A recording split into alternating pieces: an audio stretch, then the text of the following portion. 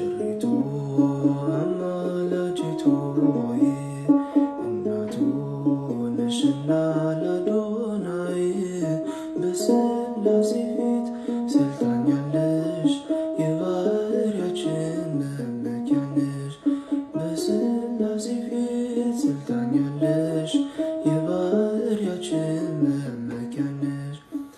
ከሰማይ ሰማያት ወርዶ መለኮት ሥጋን